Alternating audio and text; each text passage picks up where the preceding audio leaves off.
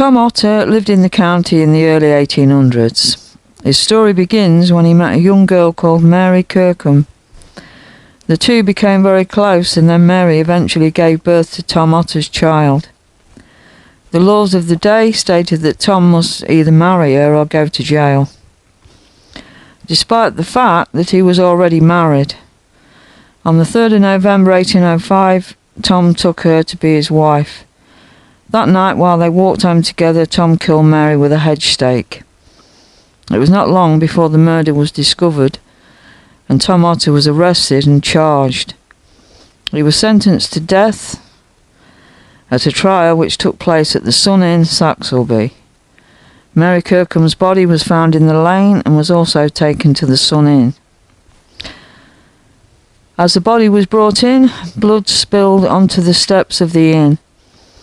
This blood was said to have stained the steps for many years after the murder took place, no matter what attempts were made to clean them.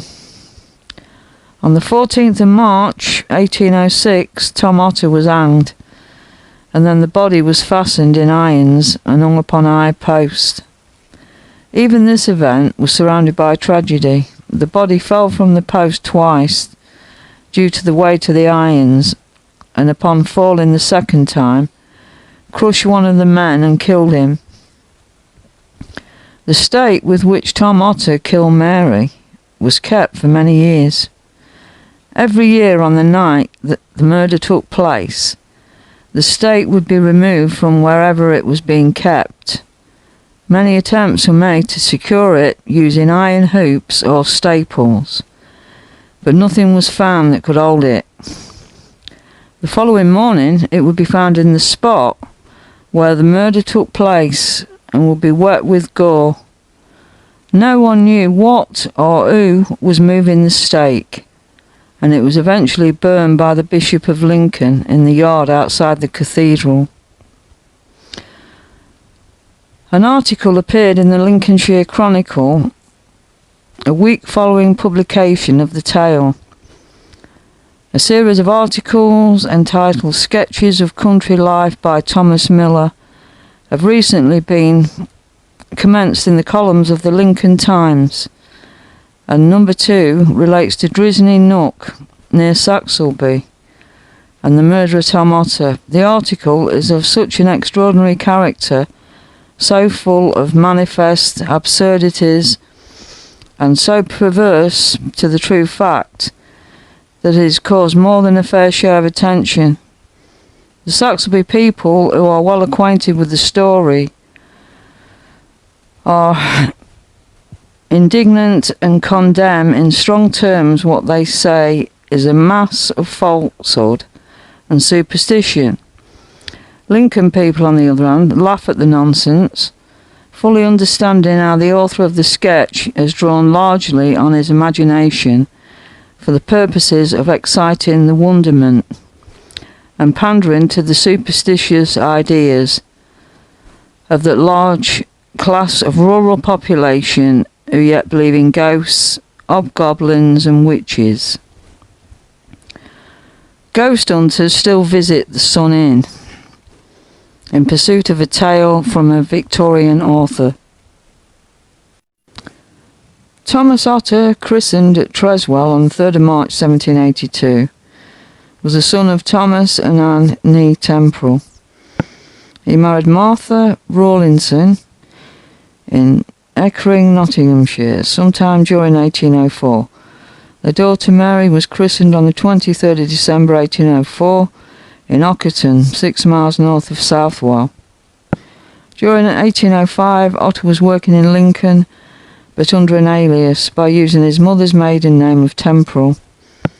Contemporary newspaper articles describe Tom as a stout, handsome man, about 5 feet 9 inches high, and describe his occupation as a labouring banker upon one of the canals in the neighbourhood of Lincoln. John S. Percy, in his History of Retford, written in 1828, describes Otter as malicious and revengeful and cruel to horses and other animals. Newspaper reports continue he became criminally intimate with a young woman and she proving pregnant, he was compelled by the parish officers to marry her. No one involved was aware that he was already married. The Bastardy Act of 1733 stipulated that the supposed father was responsible for the maintenance of his illegitimate child. If he failed to support the child, the mother could have him arrested on a justice warrant and put in prison until he agreed to do so. Parishes were obliged to maintain the mother and her child until the father could do so. Those parishes were to be reimbursed by the alleged father, though this rarely happened. In an attempt to stem the rising costs of poor relief, the local authorities attempted to reduce their liability for illegitimate children by forcing the fathers to marry the mothers. This was known as a knobstick wedding, the forerunner of a shotgun wedding. It is far from clear what happened following the wedding, but for some reason Tom and Mary found their way to Drisney Nook, an area on the Nottinghamshire Saxilby border along the A57. The body of a woman was found the following morning. Her head being beaten to a pulp, and a large hedge stake with 2 bundles of cloths lying near her. Tom Otter was arrested by Patchy White, a Lincoln constable, later in the day at the Packhorse Inn in Lincoln High Street. He was escorted the following day to Saxilby for the inquest on Mary. Immediately following the inquest, Mary was buried in the churchyard of St. Botolph, Saxilby, by Thomas Rees, Vicar of Saxilby.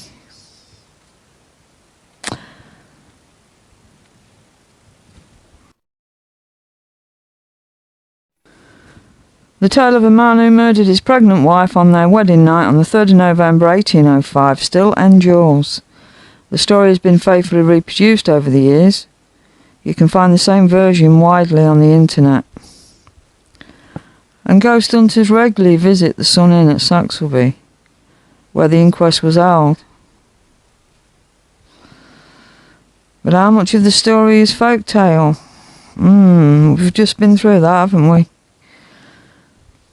So how much of it is real and how much of it isn't? I'm not too sure. But the story is definitely endured. So, yep. And as you can see that I'm walking, I'm right near the Sun Inn, looking through the windows. And everyone keeps wondering what I'm doing.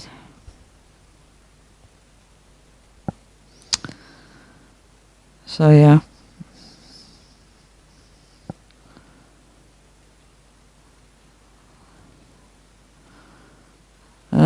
As you can see, there's kids there as well.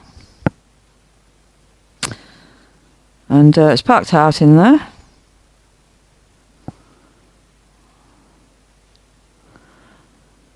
So yes, I think that's about it for the story of the Sun Inn and Tom Otter. So hopefully you enjoyed that. I've only just begun this. So yeah, I'll be doing more stories. And we'll just see how it goes. Right, okay everyone. Thanks for listening, and I'll be back on here again soon. Right, thank you.